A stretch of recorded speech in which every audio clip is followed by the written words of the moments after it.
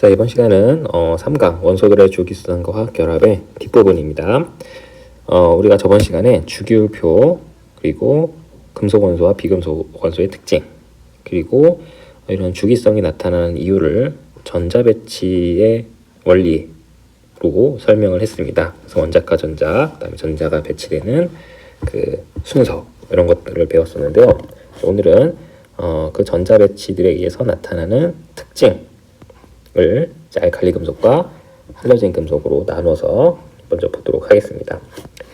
자, 우리가 저번 시간에 원소들의 주기성이 나타나는 이유가 원자과 전자수가 같으면 화학적 성질이 비슷하다, 이런 얘기를 했었는데요. 이게 아주 중요한 개념입니다. 자, 원자과 전자수가 같으면 화학적 성질이 비슷하게 나타납니다. 그래서 세로줄, 같은 족에 있는 원소들은 화학적 성질이 비슷하다, 이런 특징을 갖고 있습니다. 그래서 족은 1족부터 18족까지 있죠. 1족부터 18족까지 있는데 우리가 여기서 모든 족을 다 공부하는 것은 아니고요. 특징이 뚜렷한 알칼리 금속과 할로젠 원소를 배우도록 하겠습니다. 그래서 알칼리 금속은 우리가 1족에서 18족 원소 중에 몇 족이냐면 1족입니다. 그리고 할로젠 원소는 17족입니다. 그래서 1족과 17족은 서로 이제 상반되는 성격을 가지고 있습니다. 그래서 이 두 원소들의 특징을 살펴볼 텐데요. 자, 종류는 주기율표에서 보면 알다시피 가장 왼쪽에 있는 1족이기 때문에 리튬, 나트륨, 칼륨이 있습니다. 자, 근데 여기서 1족 원소라고 했지만 수소는 제외해야 됩니다. 자, 수소가 왜 제외되어야 하냐? 자, 우리가 지금 여기서 배우고 있는 거 알칼리 금속이죠.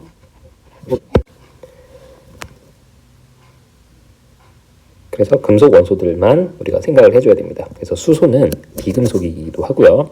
이런 알칼리 금속의 성질을 나타내고 있지 않기 때문에 알칼리 금속은 수소를 제외한 1족 원소다라고 생각해 주면 되겠습니다. 자, 1족 원소는 수소까지 포함되는 게 맞지만 알칼리 금속에서는 이제 수소를 제외한 1족 원소다, 이렇게 이해해 주면 되겠습니다. 그 성질들을 보면 1족이 금속 원소이다, 맞고요. 자, 원자과 전자수는 1개죠. 원자과 전자수는 1개입니다. 자, 지금 1족 원소이기 때문에 원자과 전자수는 1개가 되고요. 한 가지 더, 최외곽 전자수도 마찬가지로 1개죠.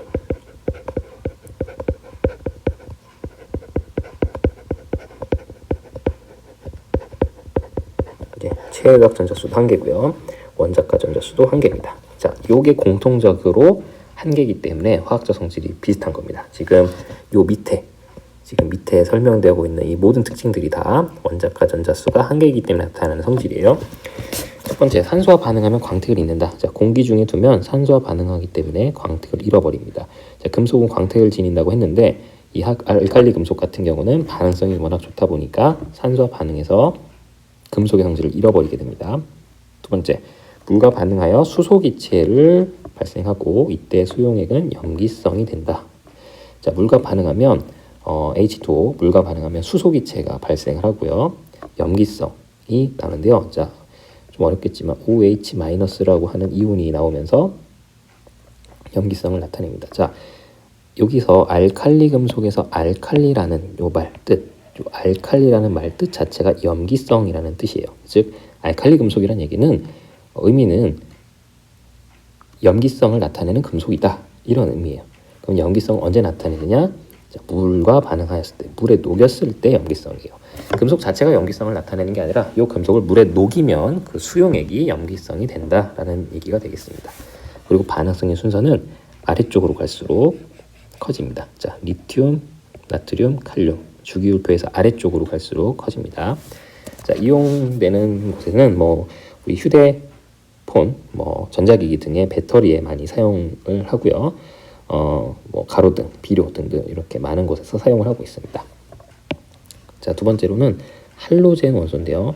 자, 할로젠은 기본적으로 비금속이죠. 비금속이 있고요. 자, 포함되어 있는 원소들은 플로린, 그다음에 염소, 그다음에 브로민, 아이오딘 등이 있습니다. 자, 플로린 주기율표에서 가장 오른쪽은 18쪽이고요. 그거보다 한 칸 왼쪽인 17쪽에 플로린, 염소, 브로민, 아이오딘이 있습니다. 자, 18쪽에 비금속이 아니고 그 옆에 있는 녀석들이에요. 그래서 얘네들은 원자과 전자가 7개입니다. 자, 원자과 전자, 즉 가장 바깥쪽에 있으면서 결합에 관여하는 전자가 7개고요. 마찬가지로 얘네들은 최외곽 전자수까지 생각해보면 최외곽 전자수는 몇 개일까요? 원자과 전자와 동등한 7개입니다. 자, 알칼리 금속은 원자과 전자수가 1개이기 때문에 이걸 버리려고 하고요. 할로젠 원소는 원자과 전자수가 7개이기 때문에 이거를 하나를 더 얻어서 8개를 맞추려고 하는 그런 특징을 가지고 있습니다. 자, 모든 할로젠 원소가 최외곽 전자수가 7, 원자과 전자수가 7이기 때문에 이 아래에서 나타나는 특징이 비슷하게 된 거죠. 자, 이원자 분자로 존재하며 특유의 색을 띈다. 자, 이원자 분자로 존재한다는 얘기는 플로린, 아이오딘 이런 녀석들이 단일 원자로 존재하는 것이 아니라 F2 또는 Cl2, 브로민 2, 아이오딘 2 이렇게 원자 2개가 붙어서 하나의 분자로 존재한다 이런 뜻이고요. 세 번째, 금속, 수소 등과 반응해서 할로젠과 수소 이런 것들을 만드는데요. 할로젠과 수소라는 거는 결국 플로린이 수소와 반응하면 HF, 염소가 수소랑 반응하면 HCl, 브로민이 수소와 반응하면 HBr, 아이오딘이 수소와 반응하면 HI 이런 식으로 수소와 결합한 녀석들을 우리는 수소, 할로젠화 수소화물 이렇게 부릅니다. 할로젠화 수소. 자, 이번에는 반응성이 아까는 주기율표상에서 아래쪽으로 내려갈수록 리튬, 나트륨, 칼륨일수록 반응성이 크다고 했는데 이번에는 반대입니다. 위로 올라올수록 플로린, 염소, 브로민, 아이오딘, 즉 아이오딘, 브로민, 염소, 플로린 이 순서로 위쪽으로 올라올수록 반응성이 큽니다. 이용되는 곳은 치약, 소독제, 표백제 등이 있겠네요. 자, 이런 알칼리 금속과 할로젠 원소의 특징은 뒤에서 문제를 풀면서 조금 더 자세하게 보도록 하고요. 그 다음은 비활성 기체의 전자 배치 그리고 화학 결합에 대해서 배워보도록 하겠습니다. 자, 비활성 기체. 자, 비활성 기체는요.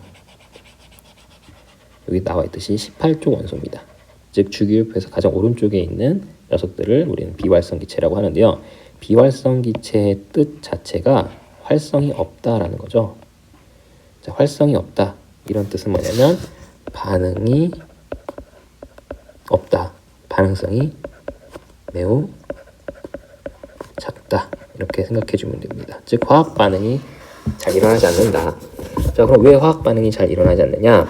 비활성 기체의 경우에는 가장 바깥 껍질에 전자가 8개를 모두 채우고 있기 때문에 안정하다라고 얘기합니다. 즉 우리가 껍질에 들어갈 수 있는 전자수가 정해져 있죠. 첫 번째 껍질은 2개, 두 번째, 세 번째 껍질은 8개로 정해져 있죠. 이 껍질을 모두 다 채우면 우리는 안정하다라고 표현합니다. 근데 헬륨 같은 경우는 원자 번호가 2번이에요. 근데 전자도 2개예요. 그래서 첫 번째 전자 껍질에 2개밖에 못 채우는데 그 2개를 하나, 둘 다 채웠어요. 그럼 얘는 안정한 형태가 되는 거예요. 마찬가지로 네온은 전자가 10개인데요. 첫 번째 전자 껍질에는 마찬가지로 2개가 들어갈 수 있고 두 번째 전자 껍질에는 8개가 들어갈 수 있죠. 근데 이 2개와 8개를 모두 다 채운 상태예요. 그렇기 때문에 안정하다라고 얘기할 수 있습니다. 전자가 더 필요하거나 부족하지 않다. 이렇게 생각해 주면 됩니다. 전자가 필요하거나 남지 않는다. 전자가 부족하거나 그래서 전자가 필요로 하거나 전자가 남아서 버리거나 그런 경우가 없이 딱 알맞게 적절하게 딱 맞춰져 있다라는 의미입니다. 자, 그래서 비활성 기체들은 매우 안정한 원소들입니다. 자, 근데 우리가 우리 앞에서 배웠던 알칼리 금속이나 할로젠 이런 녀석들이 왜 불안정하고 화학 결합을 하려고 하느냐? 걔네들은 이런 비활성 기체의 전자 배치를 가지지 못하죠. 하나가 전자가 남거나 하나가 부족하거나 이런 형태예요. 그래서 그 녀석들은 이런 비활성 기체와 같은, 되게 중요합니다. 화학에서 되게 중요한 개념이에요. 비활성 기체와 같은 안정한 전자 배치를 이루고 싶어 해요. 즉 헬륨과 네온과 아르곤을 따라하려고 해요. 전자 배치를 따라하려고 하기 때문에 부족하면 전자를 채우려고 하고 남으면 전자를 버리려고 하는 겁니다. 그런 과정에서 결합이 이루어지게 되는데요. 그게 바로 밑에 나오는 이온 결합과 공유 결합입니다. 자, 이온 결합은 말 그대로 이온 사이의 결합이에요. 이온 결합은 말 그대로 이온 사이의 결합이에요. 즉 이온이라 함은 양이온, 중학교 시대에서 배웠던 플러스 전하를 띠는 양이온과 음이온, 마이너스 전하를 띠는 음이온 사이의 인력으로 인해서 형성되는 결합이에요. 즉 플러스와 마이너스는 서로 잡아당기죠. 우리는 그거를 정전기적 인력이라고 합니다. 전기적 인력이에요. 정전기적, 멈춰있는 전기적인 인력이다. 이 정전기적 인력에 의해서 결합하는 것을 우리는 이온 결합이라고 해요. 그러면 양이온과 음이온이 있어야 플러스 마이너스가 서로 잡아당기겠죠. 자, 그러면 양이온과 음이온은 어떻게 형성되느냐? 자, 이 그림을 보면 됩니다. 자, 양이온과 음이온은 각각 전자를 버리고 얻으면서 생성되는데요. 먼저 양이온 먼저 보겠습니다. 자, 양이온은 어떤 원소들이 양이온이 되려고 하냐면 여기 나와 있는 금속 원소들이 양이온이 되려고 합니다. 자, 나트륨이 대표적인 금속이죠. 자, 나트륨은 우리 앞에서 배운 것처럼 알칼리 금속 중에 하나예요. 즉 원자과 전자가 몇 개죠? 원자과 전자가 하나예요. 하나. 자, 이 원자과 전자가 하나이기 때문에 이 하나의 원자과 전자를 버리려고 합니다. 하나의 원자과 전자를 버리려고 한다. 반면에 염소는요 17쪽이었죠. 염소는 17쪽이면서 원자과 전자는 7개였어요. 자, 7개였기 때문에 하나가 지금 여기가 부족한 상황이에요. 부족한 상황이기 때문에 염소는 전자를 얻으려 합니다. 자, 한 명은 전자를 버리려고 하고 한 명은 전자를 얻으려고 하기 때문에 얘네 둘 사이에서 거래를 하면 되겠죠.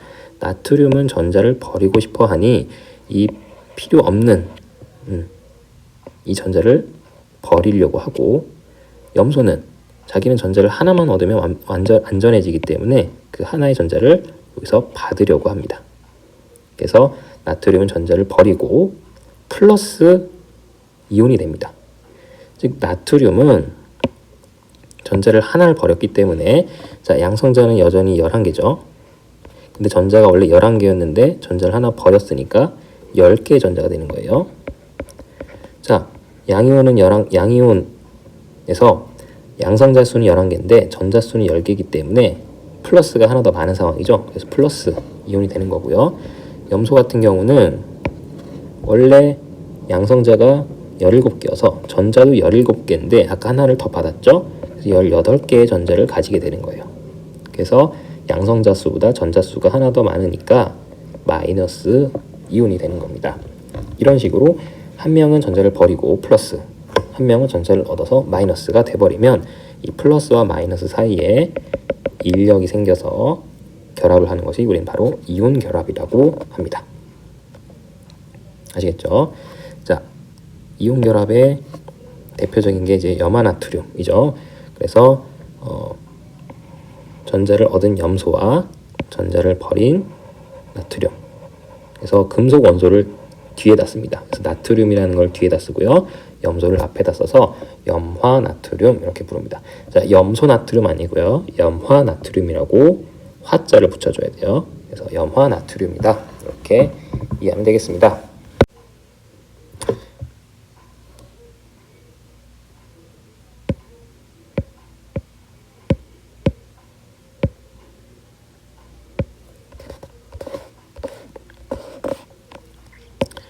자, 두 번째 결합은 공유결합인데요. 자, 공유결합은 비금속과 비금속 사이에서 일어나는 결합입니다. 자, 무슨 차이냐면, 자, 금속 결합은 금속과 비금속 사이에서 결합이었어요. 금속과, 위에 보면 금속과 비금속 사이에 결합이죠. 금속은 양이온이 될 거고요. 비금속은 음이온이 될 겁니다. 자, 그런데 공유 결합은 둘 다 비금속이에요. 자, 둘 다 비금속이기 때문에, 자, 금속이면 전자를 버려서 양이온이 되고, 비금속이면 전자를 받아서 음이온이 돼서 이렇게 결합을 하면 되는데, 비금속들만 있으면 서로 전자를 받으려고만 해요. 전자를 주는 녀석은 없고 서로 전자를 받으려고만 해요. 그래서 이온 결합 플러스 마이너스가 형성되지 않고 둘 다 전자를 받고만 싶어요. 줄 수 있는 녀석이 없어요. 그러다 보니까 그러면 너도 주고 나도 주고 서로 공유를 하자. 전자를 공유하자. 공유기를 하자라는 결합을 통해서, 공유를 통해서 결합을 형성하는 것이 바로 공유 결합입니다. 어떻게 결합을 형성하냐면요. 자, 수소를 예를 들면요. 자, 수소는 양성자가 하나죠. 그래서 이렇게 플러스 1의 양성자가 있고요. 이 옆에도 수소가 있다고 생각해 봅시다. 얘도 마찬가지로 양성자가 하나가 있을 거예요. 자, 그 다음에 이제 전자를 채워줘야 되는데, 자, 수소는 양성자가 하나이기 때문에 전자도 한 개가 들어 있습니다. 그 전자 하나가 어디 채워질 거냐면 당연히 첫 번째 전자 껍질에 이렇게 채워지겠죠. 자, 그러면 얘는 지금 첫 번째 전자 껍질에 전자 하나만 있는 거기 때문에, 자, 첫 번째 전자 껍질에는 전자가 두 개가 들어갈 수 있죠.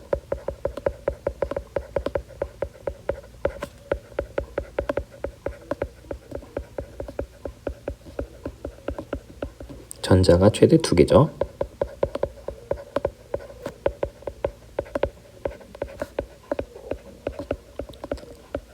그래서 두 개를 채우고 싶은데 지금 각각 하나밖에 없어요. 그래서 서로 전자를 받으려고만 하고 있거든요. 만약에 이쪽 왼쪽에 있는 요 수소가 전자를 얘한테 줘버리면 얘는 불안정해지는 거예요. 그래서 이렇게 되면 안 되기 때문에 얘도 함께 얘한테 전자를 주려고 해야 돼요. 그러다 보면 어떻게 형성이 되느냐? 자, 두 수소가 가까워져야 됩니다. 자, 두 수소가 가까워져서요. 이렇게 살포시 좀 겹치게 되면요. 자, 왼쪽 수소에는 전자 이렇게 하나가 있었죠. 이 왼쪽에 있는 요 전자 껍질에 존재하는 녀석이었고요. 자, 오른쪽에 있는 수소도 전자 하나 있었는데 이렇게 왼쪽에 있는 수소의 전자였어요. 자, 이런 식으로 둘이 약간 겹치면서 전자를 서로 공유해 주는 거예요. 즉 왼쪽에 있는 수소도 전자를 하나 주고요. 오른쪽에 있는 수소도 전자를 이렇게 하나 주게 되면, 자, 왼쪽에 있는 수소 입장에서 보면은, 자, 여기가 자기 영역인 거예요. 이 자기 영역 안에 전자가 지금 두 개가 들어와 있죠. 물론 하나는 자기 거, 하나는 옆에 있는 수소 거였어요. 어쨌든 근데 자기 영역 안에 전자가 두 개가 있으니까 두 개를 만족한 거예요. 자, 왼쪽에 있는 수소도 전자 두 개 만족했고, 오른쪽에 있는 녀석은 자기 영역이 이렇게 돼요. 이렇게.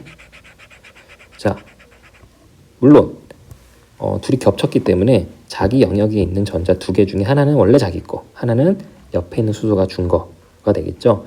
그래서 이렇게 살포시 겹치면서 전자 두 개를 서로 공유하는데 우리는 이것을 이제 공유 결합이라고 부릅니다. 전자를 서로 공유한 거예요. 그래서 여기에 같은 경우는 전자를 지금 두 개를 공유하고 있죠.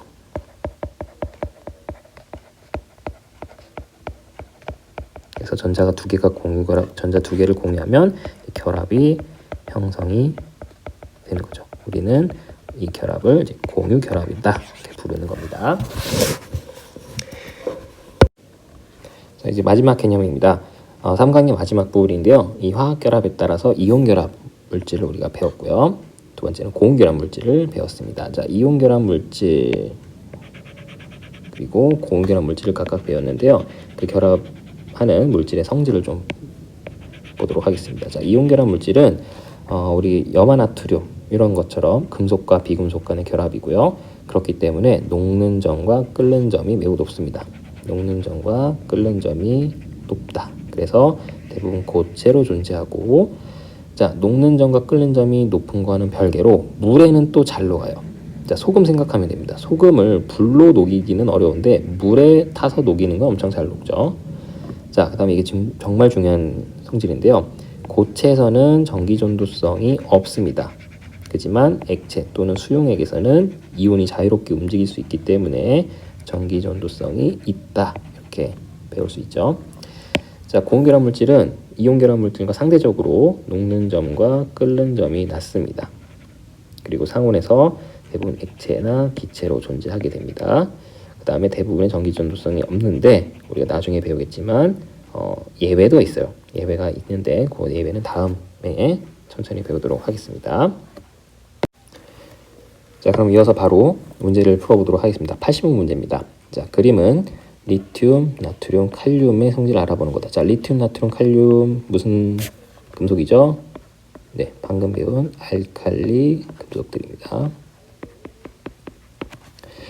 자, 실험 과정. 비커 3개에 물을 절반 정도 넣고, 자, 비커 이렇게 3개 놓는 거예요. 비커 하나, 둘, 셋 이렇게 놓습니다.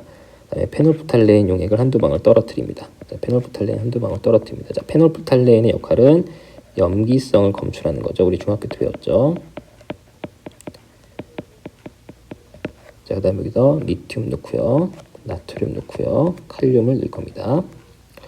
자, 리튬, 나트륨, 칼륨을 넣고 물과의 반응, 느리게 기체 발생, 빠르게 기체 발생, 매우 빠르게 기체 발생. 자, 일단 반응 속도만 보면 느리게, 빠르게, 매우 빠르게니까 반응성이 누가 제일 크냐? 아래로 갈수록 커져. 리튬, 나트륨, 칼륨. 아래로 낼수록 반응성이 크다고 했어요. 자, 그리고 여기서 중요한 거, 기체가 발생하는데 이게 무슨 기체였다고 했죠? 자, 앞에 있는 설명 참고하면 이 기체가 바로 수소기체입니다. 자, 셋 다 전부 다 수소기체예요. 수소기체가 발생을 하고, 자, 남아있는 용액은 염기성이 된다 그랬죠. 남아있는 용액은 염기성이 됩니다. 그래서 페놀프탈레인을 넣어준 이유가 이 염기성을 검출하기 위해서 하는 거고요. 자, 페놀프탈레인을 넣어주면 염기성 용액에 페놀프탈레인 넣어주면 색깔이 어떻게 된다 그랬죠? 이렇게 붉게 변합니다. 네, 붉게 변해요. 붉은색으로 돼요. 그럼 기억과 미운도 마찬가지로 붉은색입니다. 붉은색입니다. 맞죠?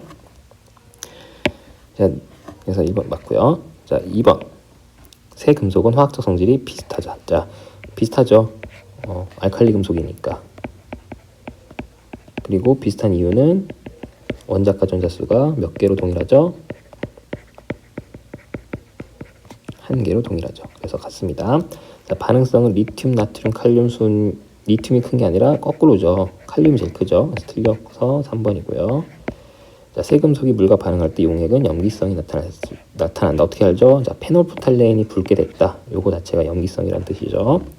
자, 5번. 물과 반응할 때 기체는 모두 수소기체다. 맞습니다. 수소기체죠. H2의 수소기체입니다. 자, 지금 우리 여기서 뭐 페놀프탈레인, 염기성 뭐 이런 얘기 했는데 이거 다 중학교 개념이에요. 그래서 중학교 공부가 제대로 되어 있어야 고등학교 개념을 좀 이해할 수가 있습니다. 만약에 중학교 개념이 좀 부족하다라고 생각이 들면 중학교 교과서를 다시 보고 공부를 해야 고등학교에서 배우는 내용을 잘 흡수할 수가 있습니다. 중학교 공부도 매우 중요합니다.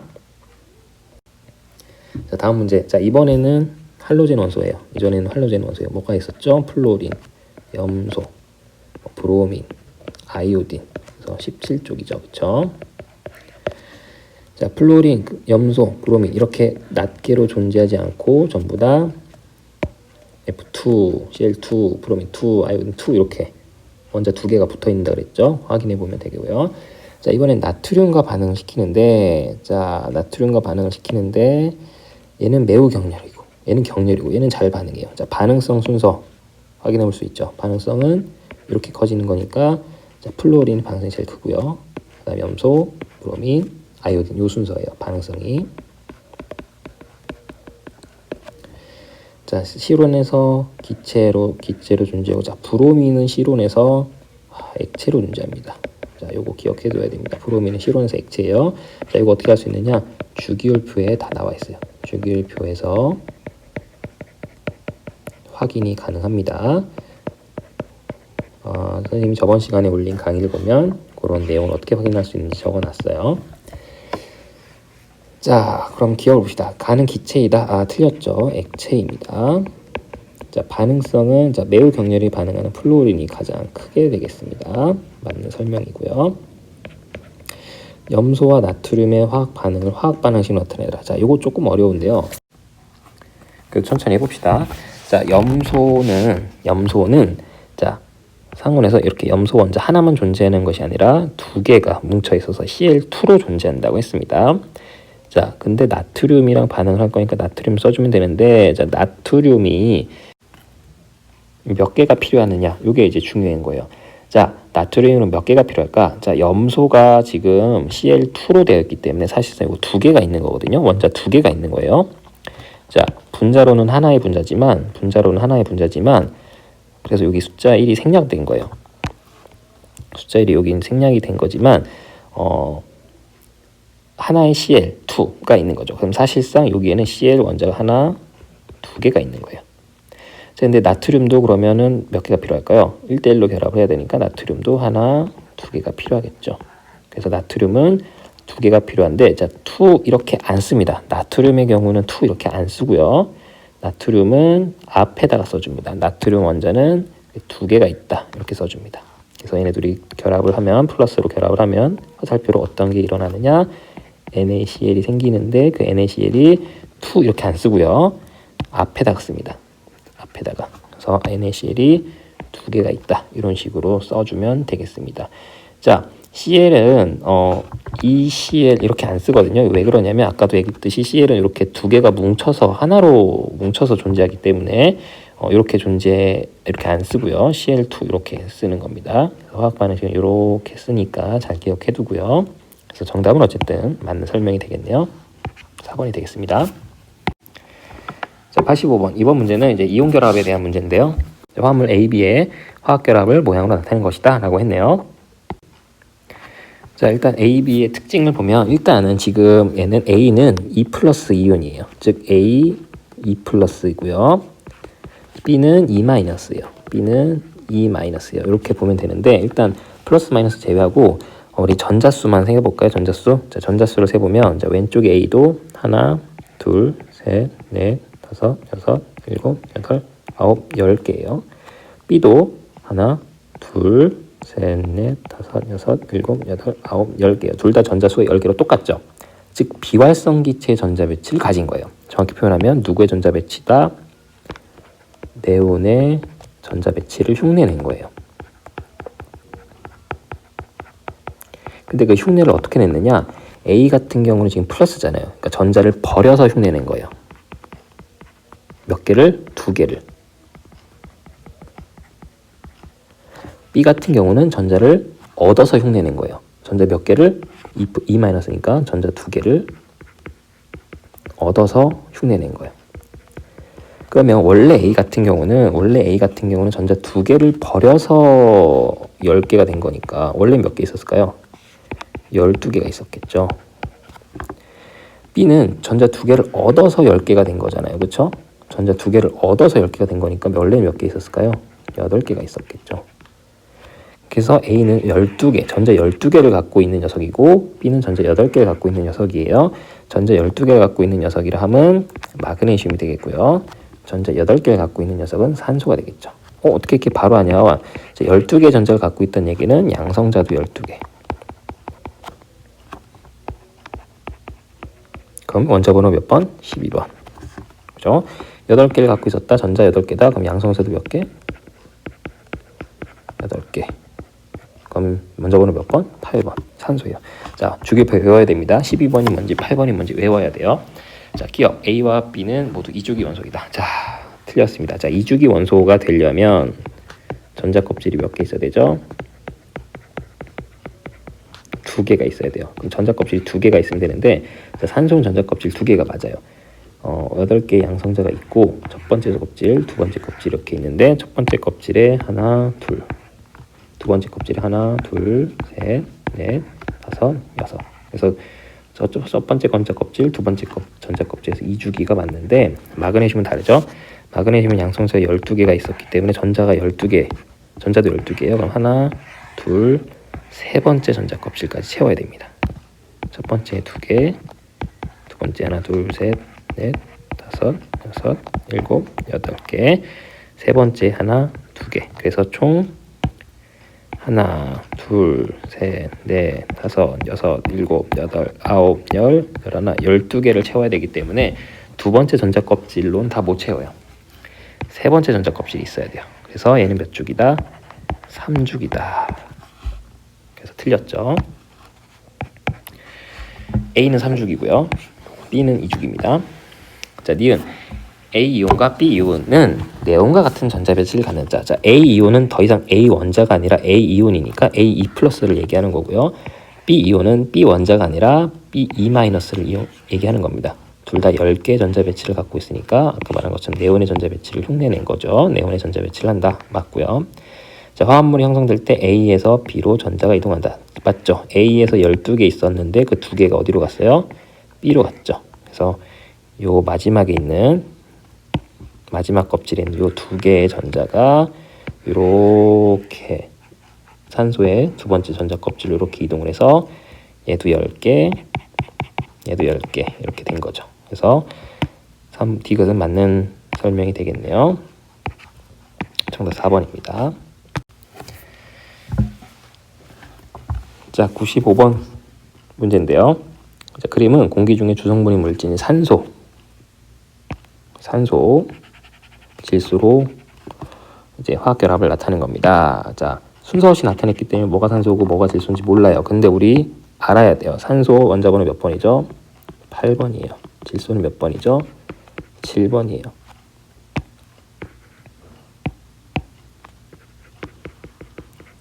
즉 8번이기 때문에 양성자도 8개 있어야 되고 전자도 8개 있는 녀석이고 7번이기 때문에 양성자, 전자 모두 7개 있어야 돼요. 자, 그럼 이런 문제에서 7개, 8개 어떻게 찾느냐? 간단합니다. 절반을 자르면 돼요. 자, 절반만 잘라서 보면 됩니다. 자, 가에서 이쪽 절반만 잘라서 전자수 생각해 주면 돼요. 자, 여기만 볼 거예요. 자, 여기까지만. 반쪽 볼 필요 없어요. 그럼 반쪽에 있는 전자 세워주면 됩니다. 자, 세볼까요? 하나, 둘, 셋, 넷, 다섯, 여섯, 일곱, 8개 있네요. 이게 산소예요, 산소.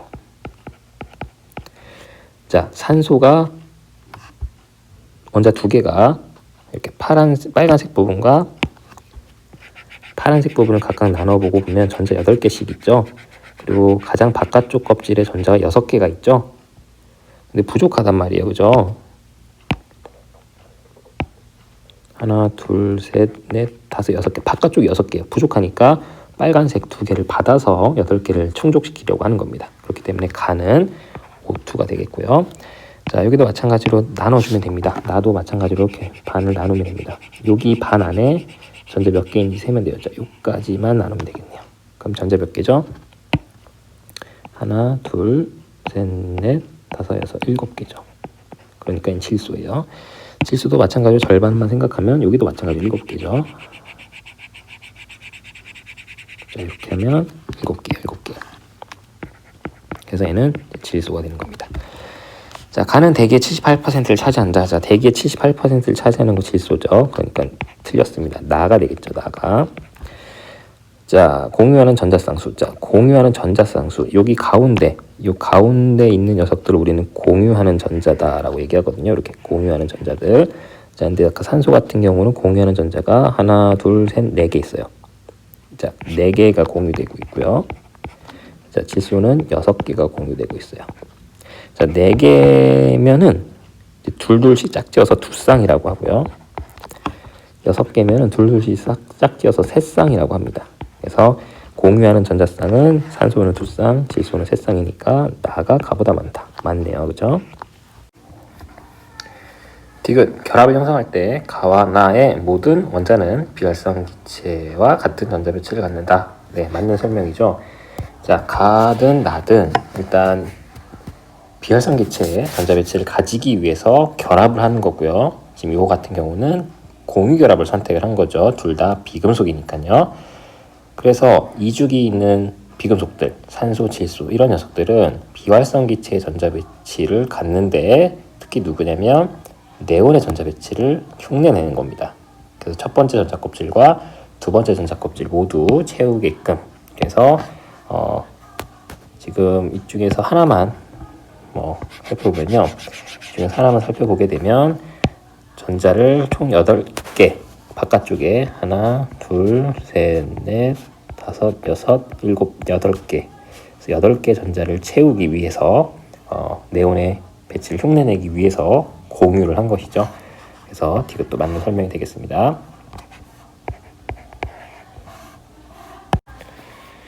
자, 오늘의 마지막 문제입니다. 98번 문제입니다. 자, 그림은 염화나트륨 결정과 염화나트륨 수용액에 전류가 흐르는지 알아보기 위해 전기전도도 측정 장치를 넣어본 실험 결과이다 라고 되어 있고, 자, 가에는 고체 염화나트륨이라고 되어 있네요. 자, 여기서 말하는 염화나트륨 결정이 고체 염화나트륨을 얘기하는 겁니다. 그리고 염화나트륨 수용액은 이제 액체 상태죠. 그래서 염화나트륨 수용액은 이제 물에 녹아 있는 상태입니다. 자, 그 실험 결과를 보면 가에 고체 상태에서는 불이 들어오지 않는다. 발광 다이오드라고 하는 것이 이제 여기에 이제 전류가 흐르면 불이 들어오는 장치인데요. 그 발광 다이오드에 불이 들어오지 않는다는 얘기는 해석을 할 때 어떻게 해석을 한다? 전기가 흐르지 않는다. 전기 전도가 되지 않는다. 이렇게 해석을 해주면 되겠고요. 오른쪽에 나의 실험 결과는 이제 불이 들어온다라고 되어 있죠. 이 경우는 전기 전도가 된다. 이렇게 해석을 해주면 됩니다. 자, 왜 똑같은 염화나트륨인데 차이가 생길까요? 자, 그 이유는 이온이 움직일 수 있느냐, 움직일 수 없느냐 이 차이입니다. 고체 염화나트륨의 경우에는 이렇게 되어 있어요. 양이온과 음이온과 양이온과 음이온이 이렇게 다닥다닥 붙어 있어요. 이온 결합을 하는 거죠. 그래서 이온이 자유롭게 움직일 수가 없습니다. 이온이 자유롭게 움직일 수가 없다 보니 전류가 흐르지 않게 되는 거예요. 그래서 여기다 이온이 자유롭게 움직일 수 없어서 전기전도가 나타나지 않는 거고요. 반면에 수용액 같은 경우는 양이온과 음이온이 조금 이렇게 거리를 두고 자유롭게 움직일 수 있습니다. 이렇게 비커 안에서 자유롭게 움직일 수가 있습니다. 그렇기 때문에 전기 전도도가 있는 것인데요. 만약에 여기에 이제 플러스 극을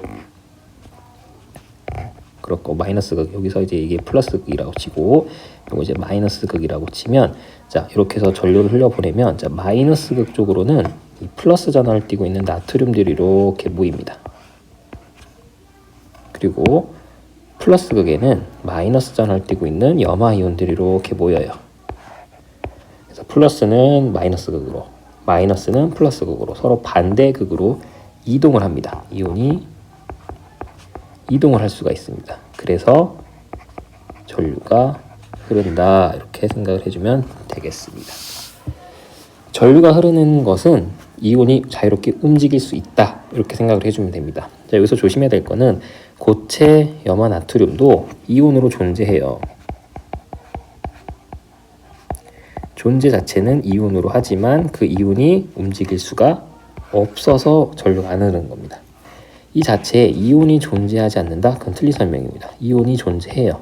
플러스와 마이너스 이온도 같이 존재해요. 이온으로 존재해요. 그렇지만 플러스와 마이너스가 움직일 수가 없어서 전기 전도성이 없는 것이지 이온으로는 분명히 존재합니다. 반면에 수용액에서는 이온으로 존재하는 건 물론이거니와 얘네들이 자유롭게 이동이 가능하기 때문에 전류가 잘 흐르는 것이죠. 자, 이것으로 3강 마무리를 해봤고요. 다음 시간에는 4강을 시작하도록 하겠습니다. 고생 많았습니다.